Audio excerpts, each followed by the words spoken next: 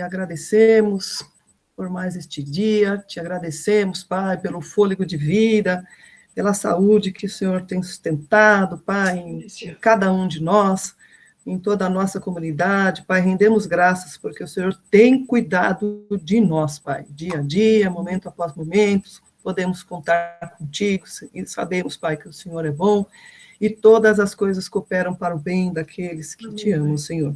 Queremos te buscar mais uma vez, Pai, queremos compreender o tempo que vivemos, queremos mergulhar na Tua palavra, Pai, sermos iluminados, Senhor, para que a nossa fé seja fortalecida, para que tenhamos forças para atravessar tempos de crise, Senhor, que o Senhor possa, mais uma vez, Pai, ter misericórdia de nós e esclarecer, Pai, a Tua palavra santíssima em nosso entendimento, que nós possamos ganhar convicção mais uma vez, possamos ser edificados, encorajados e em tudo alicerçados na rocha que é o nosso Jesus Cristo, Pai. Obrigada por esse tempo, seja com aqueles irmãos que estão ainda tentando fazer o acesso aí, que nós possamos estar reunidos num só espírito, Pai, um só corpo, como o Senhor assim nos fez, para que possamos te glorificar com as nossas vidas, Pai. Em nome de Jesus, entregamos e agradecemos. Amém. Amém. Amém. Amém. Amém. Amém. Bom, vamos lá. Hoje nós estamos já no capítulo 12. Tá indo até rápido, né? Estamos caminhando aí, passando já a metade, né? Chegamos na metade, passando um pouquinho aí para entrar para o final de Apocalipse. Nós vimos o capítulo 11 na semana passada. Passa o slide aí para a gente rever o nosso esqueminha, né? Achei interessante que sempre colocar aí para a gente saber onde a gente está. Capítulo 12, ali, sinalizado ali de amarelinho. Hoje o tema ali, então, é a mulher e o dragão. Na semana passada nós vimos as duas testemunhas, lembrando do cenário todo, né? Então, inicia lá o Apocalipse, com toda aquela questão do João recebendo aí o chamado, ele vai ser orientado a escrever para 7 igrejas, depois tem a visão do trono, tem os 7 selos, né? A gente vai ver cada selo vai ter um acontecimento, né? Começa lá com os 4 cavaleiros, e o 7º selo vai ser as 7 trombetas. O conteúdo do 7º selo são as 7 trombetas. E tem um interlúdio no capítulo 7 que ele fala dos remidos no céu, né? Então, Deus é bom o tempo todo, e ele faz aquele intervalinho para dizer que o tempo vai ser terrível, mas que a igreja vai estar sobre a sua proteção. Então, aí tem as trombetas, e no capítulo 11 nós vimos lá, então, as duas testemunhas, na semana passada, onde já vai finalizando, né? No gráficozinho ali embaixo, a gente vê que o princípio das dores já vai terminando, né? Quando são aqueles sinais todos que a gente já até visualiza, né? E para entrar, então, na grande tribulação. Então, a sétima trombeta, a gente já sabe que já já está antecedendo aí a volta de Jesus, e essa grande tribulação aí acontecer, né? Então, hoje nós vamos para o 12, e o tema é, então, a mulher e o dragão. Então, hoje é muito significativo para a gente compreender a realidade resumidona do Evangelho, né? Um panorama, e depois a gente consegue entender, né, que ele tem toda a intenção, plena intenção, de nos avisar da grande batalha espiritual, que é essa vida que nós vivemos aqui. Nós somos tudo nós cegos, não enxergamos nada, né? Então, a batalha espiritual, muitos desdenham, né? Mas a batalha, ela é cósmica, e aí alguns acham que podem, né, contra o inimigo. O negócio é bastante ferrenho, e nós vamos ver, então, conforme diz aí esse texto de Apocalipse. Vamos para o texto? Pode mudar, Luquinha? Deixa eu fazer só aqui umas introduções, mais uma introdução, que aqui ele vai falar de 7 personagens, né? Aqui vai falar da mulher, do dragão, do filho, do anjo Miguel, dos descendentes da mulher, né, a igreja, da besta do mar e da besta da terra. São 7 personagens.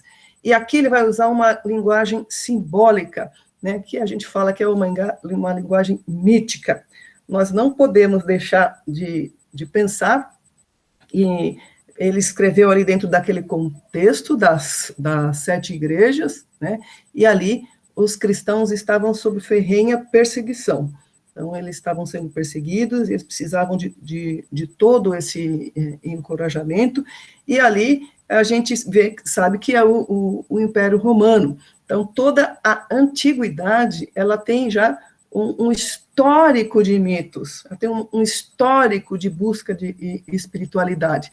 E havia, então, esses mitos internacionais. Então, isso faz todo o sentido, né? Porque quando a gente vê em Êxodo toda a batalha lá das 10 pragas, ela decorre, né, como uma batalha de Deus, o todo soberano, o único Deus, contra os deuses eleitos lá pelos pagãos.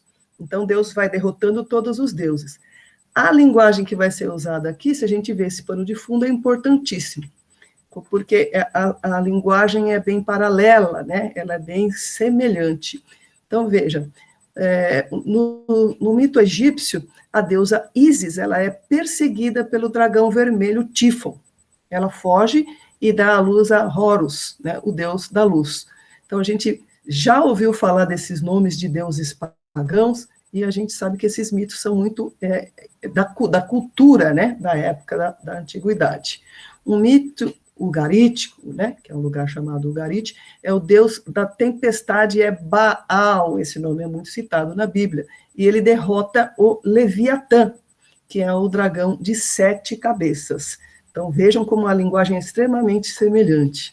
O mito da Mesopotâmia é Marduk, o deus da luz, mata o dragão de 7 cabeças, Tiamat, que havia derrubado 1/3 das estrelas. Olha só os paralelos. E no mito greco-romano, a deusa Leto, grávida de Apolo, ela é perseguida pelo dragão Piton. E depois que Apolo nasce, ela mata, então, o Piton. Então, nós vamos, eu acho importante colocar esses antecedentes históricos, porque tudo isso é a batalha espiritual. A batalha espiritual está na linha do tempo, né, o tempo todo. Então, a gente vê lá em Gênesis todo o princípio acontecendo, e logo no capítulo 3 já tem a queda do homem, então já entra ali, né? Entra a tal da serpente, que vai ser associada aí com o dragão, e toda essa conotação das culturas antigas, então, Deus usa essa linguagem para ficar muito explícito para o povo daquele tempo ali. Tá? Então, para nós, já parece muito mítico, muito distante, mas ali, né, era uma compreensão mais próxima para eles. Né? Então, esses paralelos são bem interessantes, por isso que eu quis fazer essa colocação. Então, como nós vimos ali no capítulo 11, né, o capítulo 11 já encerra quase já na volta de Jesus. E aqui, depois, praticamente, Apocalipse encerra ali, capítulo 11. E aqui ele vai acrescentar detalhes. Lembram-se do começo que a gente falou, né, que o Apocalipse é uma série de coisas acontecendo simultaneamente em espiral. Então, precisamos lembrar disso. Então, nos parece confuso, mas é essa conotação aí de simultaneidade, tá bom? Então, só com essa introdução do mito aí, podemos dar início aí, pode. Então, o conflito entre o dragão e Deus e seu povo. Pessoal, alguma coisa desconfigurou aí, porque é complicado, né? Escrever Deus com letra minúscula. O que aconteceu? Está errado aí, tá errado aí. Isso aí é Deus mesmo, com letra maiúscula, tá? Então, grande sinal no céu, a mulher. Vamos para o texto. Apareceu no céu um sinal extraordinário, uma mulher vestida do sol, com a lua debaixo dos seus pés, e uma coroa de 12 estrelas sobre a cabeça. Ela estava grávida e gritava de dor, pois estava para dar à luz. Então, a gente tem que entender aí que apareceu um grande sinal, é um sinal, João, então, está tendo uma visão, e tudo isso aí vai ser simbólico para que a gente possa compreender, de fato, as realidades espirituais. Então, apareceu lá essa mulher, né, primeira sinal que aparece é uma mulher, e ela está vestida do sol, a lua debaixo dos seus pés. Sempre nós vamos ter o Antigo Testamento como pano de fundo aí, né? Aí eu vou pedir para a gente, pega a sua Bíblia aí, vamos ver o pano de fundo desses elementos que entram aqui. Estão lá em Gênesis 37, verso 9. Diz assim, está falando de José, né? Lembra dos sonhos, né? Depois teve outro sonho e o contou a seus irmãos. Tive outro sonho e desta vez o sol, a lua e 11 estrelas se curvavam diante de mim. Então veja, a mulher apareceu, né? Era um sinal no céu. Ela estava vestida do sol, com a lua debaixo dos pés. Então, o sol e a lua aí seriam o símbolo para Jacó e a Lia, né, os pais de José, e a mulher, então, ela representa Israel, né, ela representa aí, então, os 12 patriarcas, as 12 estrelas. José cita 11 estrelas se curvando diante dele, porque ele é o número 12, né, são os 12 filhos de Jacó e Lia. Então, aparece no céu essa mulher, ela está lá, vestida do sol, a lua debaixo dos seus pés, e aí uma coroa de 12 estrelas. Então, aí a representação de Israel. Ela está grávida, é Israel quem dá a luz, é o povo de Deus, que é o povo de Israel, é que dá a luz a Jesus Cristo. Ela estava grávida e gritava de dor, pois estava para dar a luz. E aí, a gente vai lá para Gênesis 3,15, né? Deixa eu abrir o texto aqui, para não falar de cabeça. Gênesis 3,15. Diz aí, porém, inimizade entre você e a mulher, entre a sua descendência e o descendente dela. Este lhe ferirá a cabeça, e você lhe ferirá o calcanhar. Então, aqui, a gente chama esse Gênesis 3,15 de proto-evangelho, né? É alguma coisa ali bem remota, bem do princípio.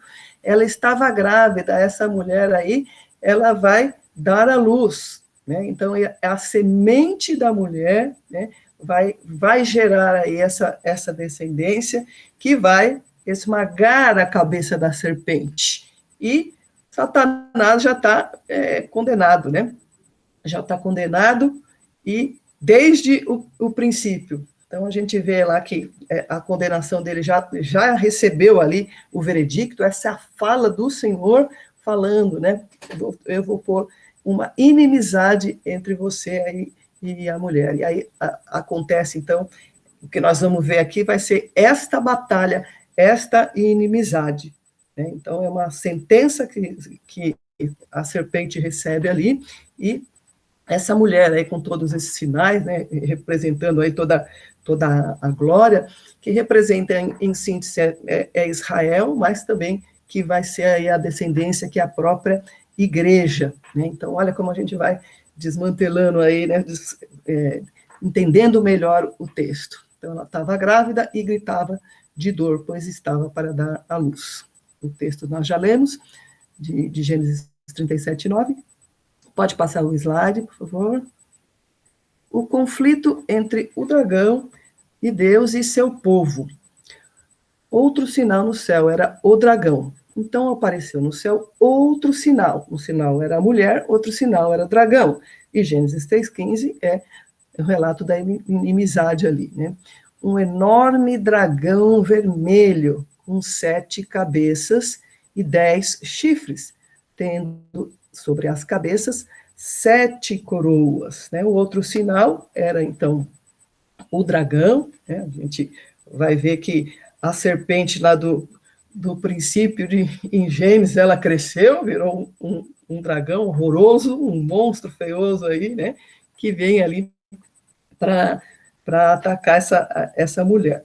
Então, aqui nós temos também que ver o pano de fundo aí dos nomes que aparecem, né? Essa ideia de monstro também, quando a gente vê a palavra besta, né? Que a gente vê essa conotação de alguém, um ser terrível, né?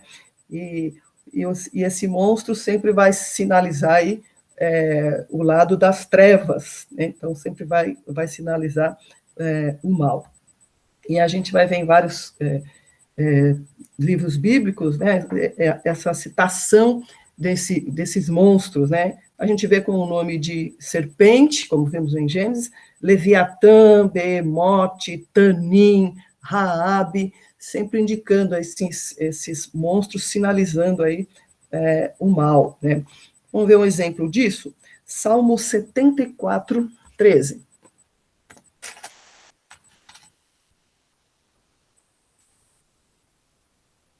Salmo 74, verso 13. Diz assim: Tu dividiste o mar pelo teu poder, quebraste as cabeças da serpente das águas, esmagaste as cabeças do Leviatã e o deste por comida às criaturas do deserto. Então, sempre com essa conotação de uma batalha acontecendo, né, de um poderio das trevas aí, sendo aí, vindo trazer risco, vindo trazer perigo. Então, esse sinal aí diz respeito a isso. O dragão é vermelho, né? Então, sempre essa conotação do vermelho, né? O cavalo vermelho também, lá, dos selos, a gente vê que vem com essa significação de sangue, de mortandade, é sanguinário, vermelho, sanguinário. Dragão vermelho com 7 cabeças e 10 chifres. E aí, os dragões estão muito associados aí também com as culturas da antiguidade, tá? Egito, Mesopotâmia, Babilônia, então vem como essa figura aí do mal. Hoje o povo gosta tanto de dragãozinho, né? Dragãozinho para cá, dragãozinho para lá, né? Mas isso daí realmente sinaliza aí todo o poderio das trevas, né? E aí vai fazer a referência às 7 cabeças, que é a pretensão nítida, né, das trevas exercerem aí o domínio, os 10 chifres, né, os chifres é o poder de força, né, principalmente uma força militar, e as 7 coroas aí, então, o desejo claro, né, de exercer governo, de exercer autoridade, de usurpar a autoridade de Deus. E aí, esse dragão vai sair aí para o ataque. Deixa eu ler aqui agora, Daniel 7,7. Vamos lá, abrir para lá e para cá. Daniel 7,7. Vocês acompanham aí, Bíblia na mão.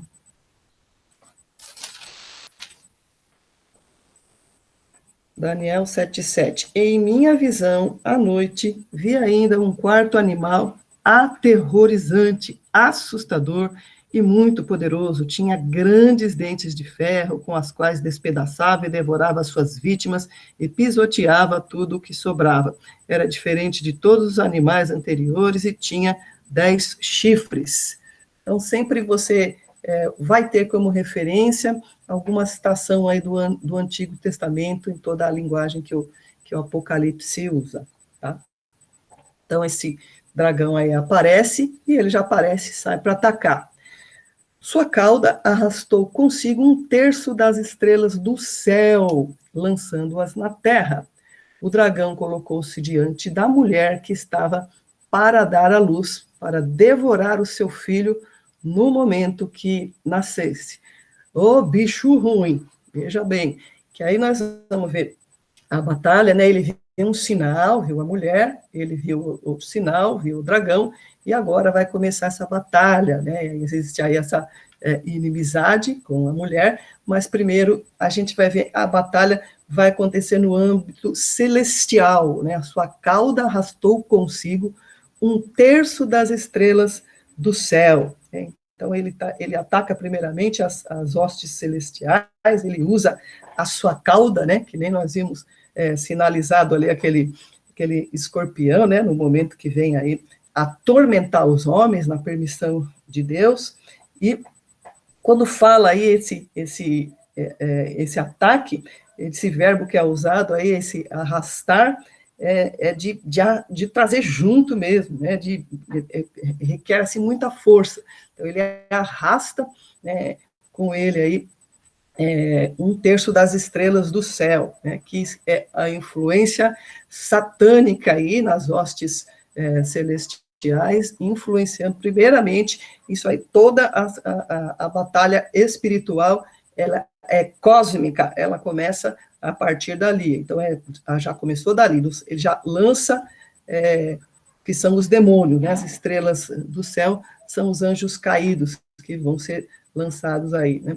Então, o dragão colocou-se diante da mulher que estava grávida para dar à luz, para devorar o seu filho no momento que nascesse. Então, aí é como se fosse uma encenação, né, Deus está desenhando o que acontece, né, em todas as escrituras, todo o enredo, a forma como se passa, ele faz aí um resumão para que a gente possa compreender.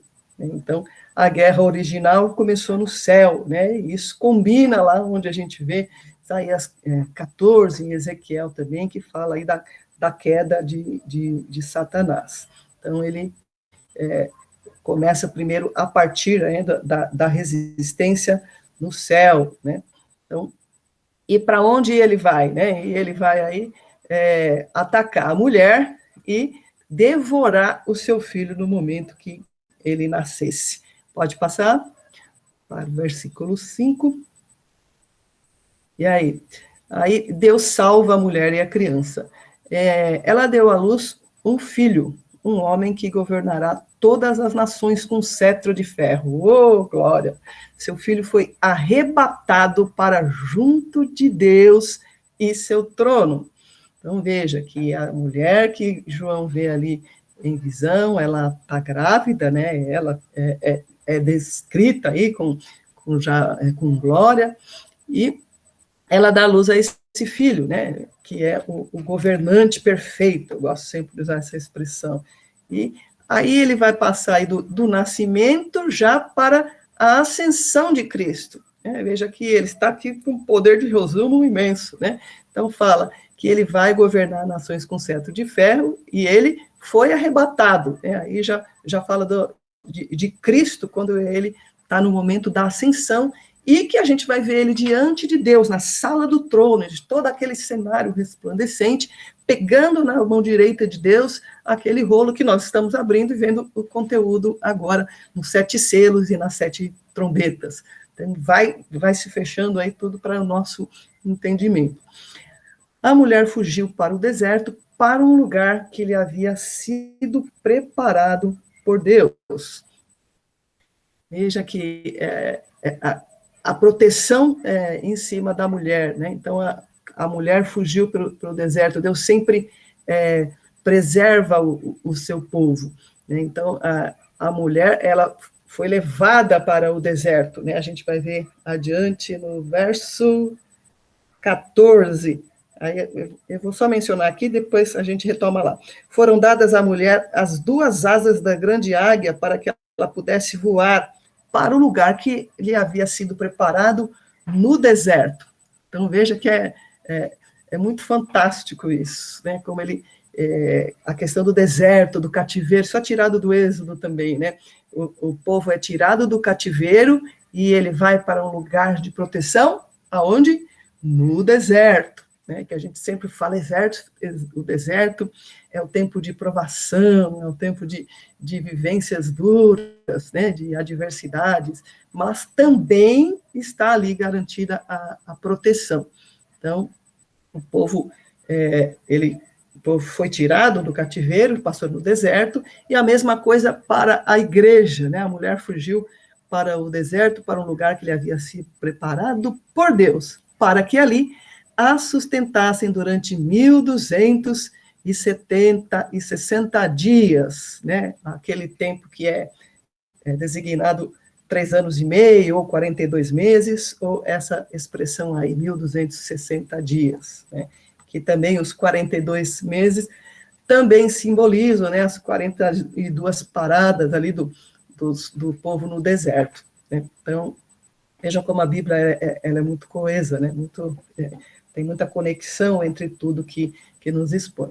Então, veja que a mulher fugiu, deixa eu ver aqui se eu esqueci de falar alguma coisa aqui.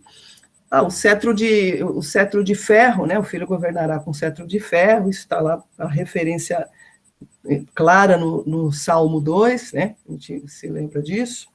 E aí que o filho foi arrebatado, né, com grande força para junto de Deus, aí todo o poder da ressurreição do Senhor, né, e da sua ascensão, né? Então aquilo foi uma tremenda derrota ali para Satanás, né? Então Satanás, ele vai amargar derrota após derrota.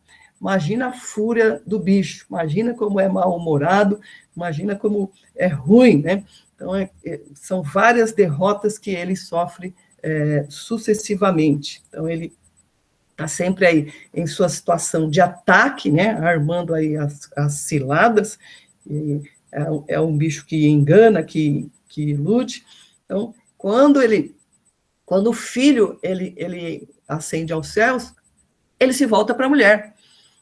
Ele se volta para a mulher e ele vai perseguir também a descendência da mulher. Por isso que nós vamos ver, né, tem toda essa questão, né, polêmica, quando é que a igreja sobe, né, antes da tribulação, no meio da tribulação, depois da tribulação. Então, importa que a gente tenha essa segurança e entenda que a vitória já está estabelecida, Cristo está lá, né, e essas coisas estão todas aí para se consumar.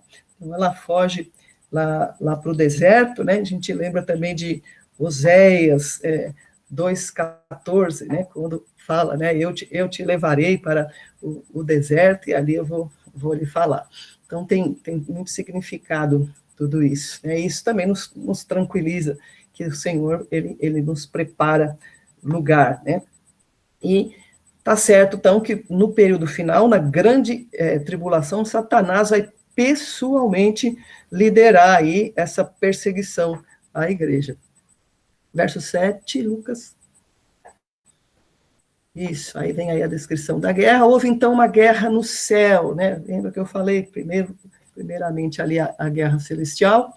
Miguel e seus anjos lutaram contra o dragão, e o dragão e os seus anjos revidaram. Então, houve ali uma batalha, né?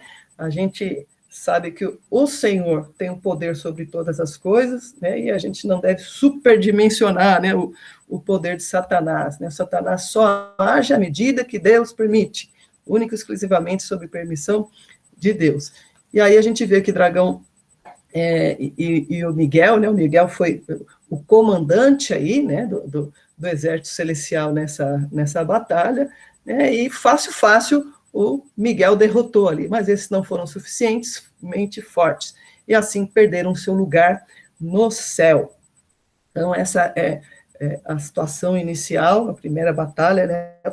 A batalha cósmica que a gente não vê, o que é espiritual, Deus está aí nos mostrando, né? Então, a igreja, ela é levada para um lugar ali não geográfico, né? Um lugar invisível, indecifrável, que o Senhor ali protege, a forma também como ele protege, mas a igreja está protegida. A batalha no céu é tudo concomitante ali, e Satanás só fica estrebuchando de raiva, né? Então, o bicho foi lançado fora. O grande dragão foi lançado fora. Ele é a antiga serpente. Então, aqui fica muito bem esclarecido que aquele lá, né, que ficou lá seduzindo, né, enganando, iludindo, mentindo, né, é esse mesmo aqui que está chamando de dragão. Então, chamada diabo ou Satanás, que engana o mundo todo. Então, devemos lembrar que o Senhor vai sustentar a sua igreja. A gente sabe que as duas testemunhas vão sofrer martírio, né, e vão ficar expostas ali em praça pública, e depois vão ressuscitar, um negócio tremendo que a gente viu no capítulo passado, mas devemos ter em mente aqui muito claro isso, né, que a batalha é uma batalha espiritual, Satanás é real, o ódio de Satanás é real, e Deus intervém, né, Deus cuida de nós, como diz o Salmo 23, né, prepara no deserto uma mesa diante dos inimigos. Então, assim como ele sustentou, né, o povo ali na travessia no deserto, também vai dar todo o sustento aí para a sua igreja. Então, ele deixa todo esse texto, essas revelações, ele tira o véu, né? Revelar é tirar o véu, para que a gente possa entender essas situações aí do porvir. E aí vai falar do nome diabo, né? Ou Satanás, Satã, né? É o nome em hebraico, e no grego é diabolos, né? Que significa adversário, inimigo, né? E tantas outras, só coisa ruim, né? Seus anjos foram lançados à terra. Deus prevalece. Pode passar para o verso 10. E aí a gente vai ouvir um hino aí de celebração da vitória. Então ouvi uma forte voz no céu que dizia: agora veio a salvação, o poder e o reino do nosso Deus e a autoridade do seu Cristo, pois foi lançado fora o acusador dos nossos irmãos, que os acusa diante do nosso Deus dia e noite. Então o céu aí está festejando, né? Está feliz da vida, né? De tirar aquele bicho ruim da frente. Então, ele diz aí que ele é um acusador, ele fica ali diante de Deus, né? Isso nos lembra de Jó. Jó, né, quando fica acusando, né, ele passa e fica acusando, seu servo Jó, é isso e aquilo, é porque o Senhor, ele é seu queridinho, se não fosse assim, se o Senhor tirar o muro, aí ele vai te negar. Então, ele é acusador, então ele fica diante de Deus, falando as coisas erradas que ele nos incentiva a fazer, que a gente faz, e ele vai lá fazer todas as acusações. E ele é incansável, diz aí que ele faz as acusações de noite, né? Quem está testemunhando isso, né? É a galera do céu, é o hino celestial celebrando lá a vitória e o triunfo, né, do acusador. E aí fala, eles contra o acusador, eles venceram pelo sangue do Cordeiro e pela palavra do testemunho que deram diante da morte, não amaram a própria vida. Então é importante isso, né? O próprio Jesus fala, eu vi Satanás cair do céu como um raio, né? Que isso está lá em Lucas 10, 18, e existem também, ele tem sequentes derrotas, né? Mas ele é incansável, ele vai para cá, vai para lá, então daí também que vem o evangeliquez, né, que é utilizado, está amarrado, né, amarrado, porque essa é a situação dele, né, ele só tem uma ação que é uma ação limitada, onde Deus permite, mas ele está no pleno controle, e Deus cuida do seu povo em todos os detalhes, né, então, ele tem toda essa derrota do passado, do presente e do futuro.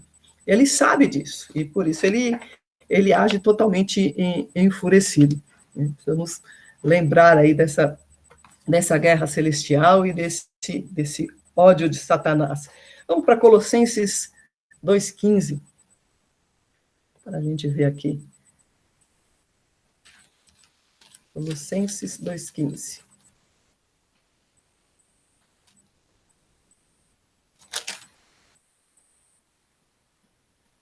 Diz assim, e tendo despojado os poderes e as autoridades, fez deles um espetáculo público, triunfando sobre eles na cruz. Então, a derrota vergonhosa de Satanás foi ali no momento da cruz. Veja aí, despojando os poderes e as autoridades. Então, a derrota de Satanás ali, ela foi emblemática, sacramentada e é certa. Então, eles, quando diz aí, eles o venceram pelo sangue do Cordeiro. E fala aí da vitória de Cristo, porque estão falando da ascensão, Satanás já foi mandado embora, né, e ele está ali. E falando dos vencedores, né, eles o venceram, em Cristo somos mais que vencedores, ele mesmo diz, no mundo tereis aflições, mas eu venci o mundo. E aqui ele diz, por quais razões venceram? Venceram pelo sangue do Cordeiro, e pela palavra do testemunho que deram. Olha o que te dá vitória, é o sangue do Cordeiro, que você já foi revestido, e o testemunho. E ali, a igreja, mesmo diante da morte, isso remete aos mártires, não amaram a própria vida. Não amaram a própria vida. Então, eles venceram. E aí diz, portanto, celebrem os céus e os que neles habitam, mas ai da terra e do mar, pois o diabo desceu até vocês. Ele está cheio de fúria, pois sabe que lhe resta pouco tempo. Então, essa batalha ela é muito, muito, muito clara, né? É bom também a gente ver aqui o texto de Efésios 6:10, que é o texto principal, né?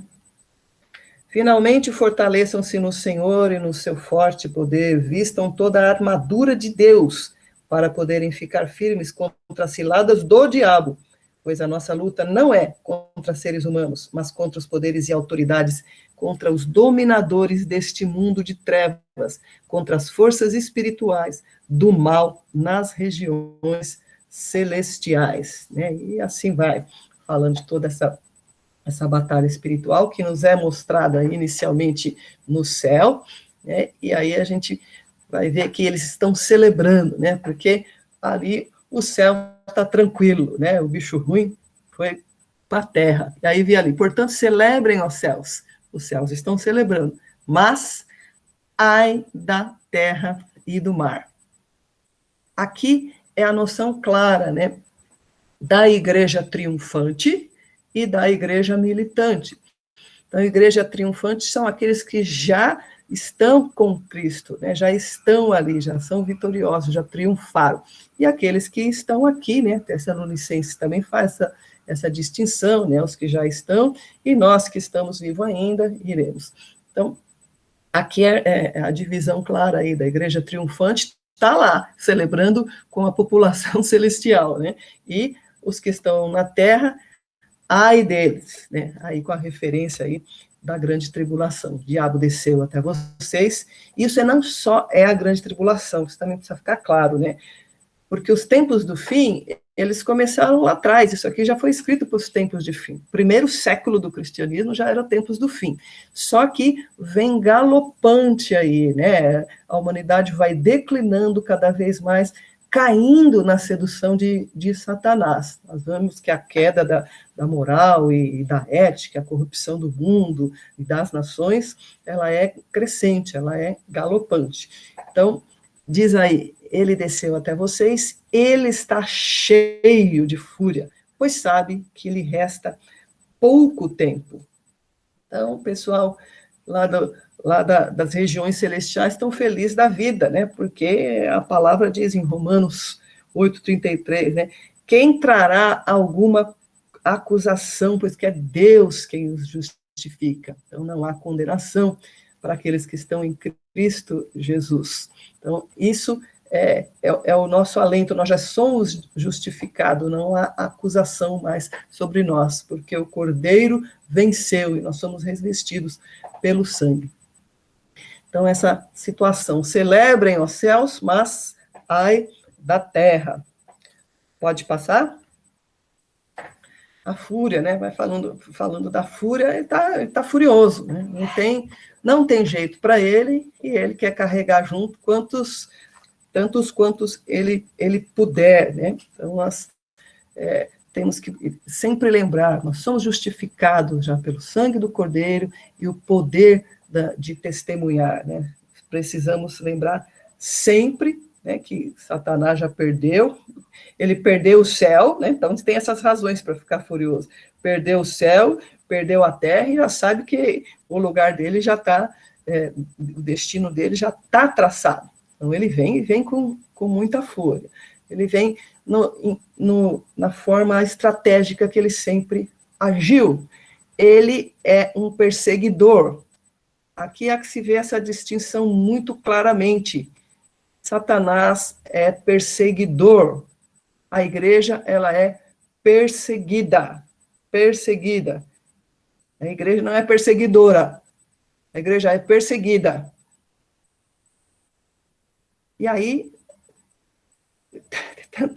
tantas complicações acontecem, né? Porque isso envolve todo o poder, né? Toda a conotação política, uma confusão total, e a coisa está do jeito que o diabo gosta.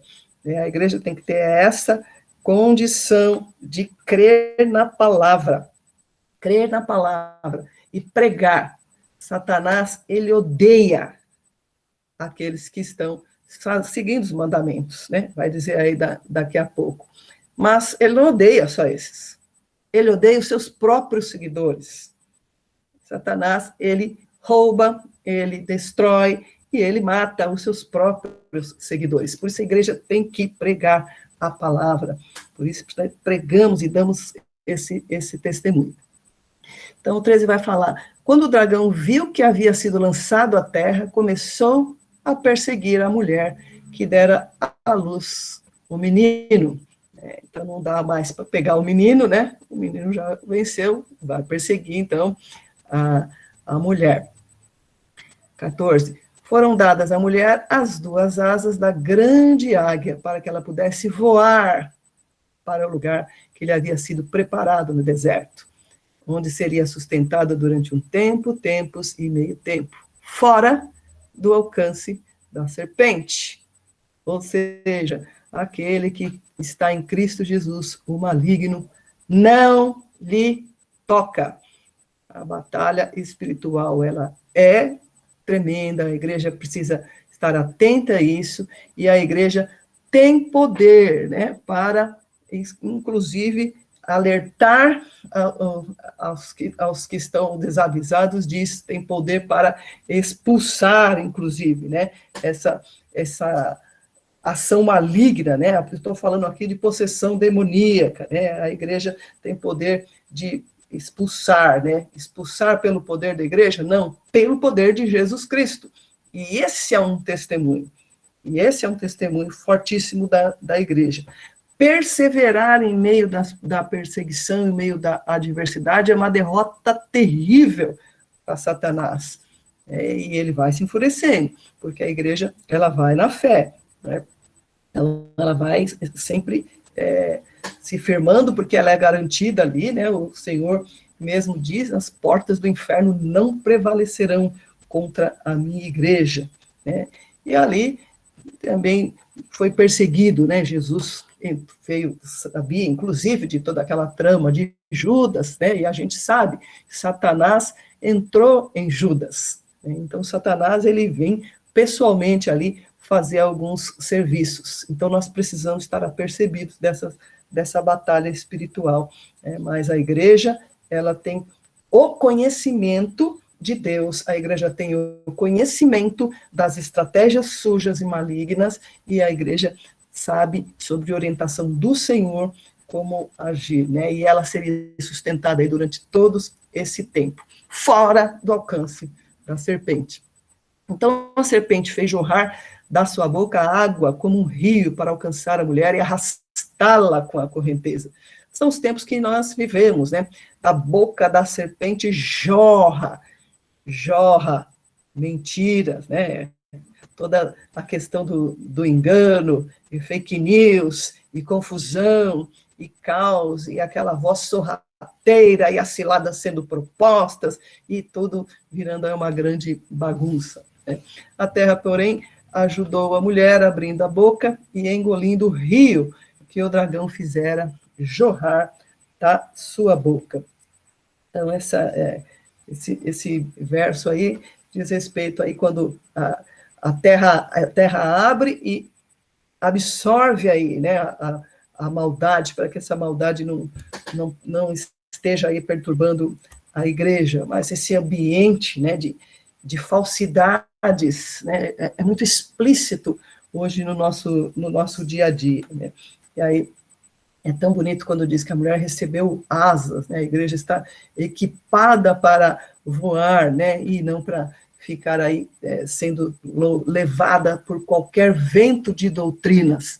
Então, o dragão, ele é astuto, ele é ardiloso, ele age com toda essa clareza que a Bíblia nos apresenta, né? Sempre no intuito de enganar. E a perseguição aí é essa questão, né? A perseguição, a questão da terra engolir, né? A gente pode ter, a terra pode ser terra e mar, né? Como foi engolidos ali, né? Quando o faraó perseguiu o povo, né? Eles passaram ali no meio das águas e foram engolidos ali, os inimigos foram engolidos. Então, o Senhor, ele defende a sua igreja, ele já tem um plano específico, né? E a terra, porém, ajudou a mulher abrindo a boca e engolindo o rio, que é o dragão. Então, o dragão está em plena atividade, o sinal dos fins dos tempos estão se desenhando, o cenário de todo o planeta, e o Senhor tem um resgate desenhado aí claramente para a sua igreja, não vai ser sem sofrimento, né? A igreja é a semelhança de Cristo, ela é imitadora de Cristo, ela também sofre. E a serpente vem aí com toda a força, com toda a fúria, né, para arrastar aí com a correnteza, diz, né, arrastar com a correnteza, e como se fosse aí o dilúvio, né, de Satanás, querendo arrastar como grande opositor do Senhor. Pode passar mais um? A guerra na terra. Então, a fúria da perseguição do dragão. O dragão irou-se contra a mulher e saiu para guerrear contra o restante da sua descendência, os que obedecem aos mandamentos de Deus e se mantêm fiéis ao testemunho de Jesus. Quem vê isso aqui vai falar, poxa, mas então não quero ser perseguido, né? Vou ficar brigando com o dragão, então vou desobedecer os mandamentos. O poder é todo do Senhor, né? O dragão está derrotado, e ele está irado contra a mulher, e ele vai guerrear com o restante da sua descendência, principalmente os fiéis. Então, Satanás vai incomodar, né? Satanás vai perseguir, ele é perseguidor, e a igreja, ela é perseguida. Mantenha-se fiel aí ao testemunho do Senhor. E aí depois já faz parte aí do capítulo 13, esse último versículo. Então o dragão se pôs em pé na areia do mar, né? E aí a gente vai ver depois o capítulo 13 na semana que vem, né? Mas é importante a gente ver, em resumo, né, quantas tentativas, né, de eliminar aí essa linhagem para que Jesus sequer nascesse, né? Nós vemos que houve perseguição até para matar, para que Moisés não nascesse, mas Deus preservou. Teve a tentativa de matar Jesus Cristo, né? Ali Herodes decretou que os bebês deviam ser mortos também, né? Os reis, né? Na época do reinado, Satanás, da monarquia de Israel, Satanás também estava agindo. Deixa eu abrir um texto para a gente já ir finalizando. 2 Reis 11. Deus, ele sempre, uma palavra importante na Bíblia é que Deus preserva, né? E ele sempre está ali, né? Como um remanescente preservado. Então, essa é a obra de Deus. 2 Reis 11.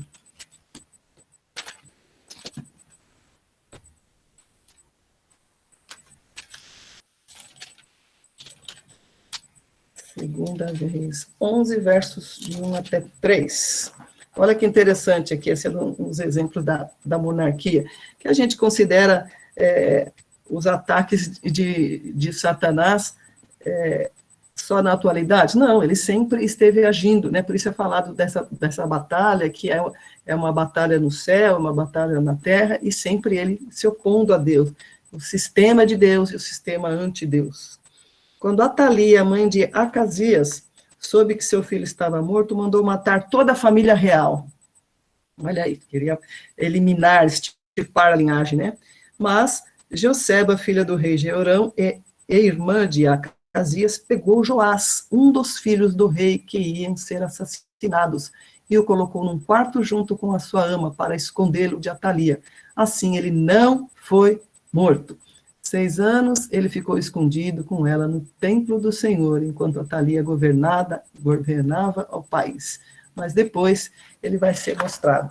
Então Deus, ele tem as estratégias dele, né, que às vezes nós não entendemos, mas ele preserva e ele é soberano sobre todas as coisas. Então nesses tempos aí que a gente vê tanta inquietação, né? Temos que olhar para esses personagens aqui e saber que Deus está no controle, né? Então, são os 7 personagens que nós vimos hoje. A mulher é Israel, né? Israel é importante na redenção. Temos o dragão, né? Que sempre se apresentando aí como opositor. O filho, que é o Cristo, que está lá já para consumar totalmente o reino. Vimos Miguel, que é um líder angelical. Vimos os descendentes, né? Os descendentes da mulher, a igreja, que somos nós. E agora a gente vai ver a besta do mar, que é o poder político, e a besta da terra, que é o poder religioso. Então, os ofícios do Senhor, né? Profeta, sacerdote e rei vão sendo também invocados, e toda a escritura aí condensada, né, num cenário bem resumido aqui, para que a gente possa entender todos esses acontecimentos concomitantes. Tudo isso envolve nossa pessoalidade, envolve nações, envolve todo o cosmos. Esse é o nosso grande Deus que nos ensina, que nos faz enxergar os acontecimentos que estão aí no porvir. Então, essa é uma batalha realmente poderosa. Nós não estamos aqui a passeio e devemos levar a sério o nosso Senhor e Rei, Jesus Cristo. Então, essa condição toda que nós vimos, né, essa batalha, que nós possamos ter um pensamento mais amplo, né, ampliar os nossos horizontes e pedir mesmo que o Senhor ministre aos nossos corações para a gente ir compreendendo esses tempos que nós vivemos. Ok? Então, acho que esgotamos aqui o capítulo. Podemos ter um tempinho agora, um bate-papo aí, vocês podem abrir as câmeras e vamos aos comentários.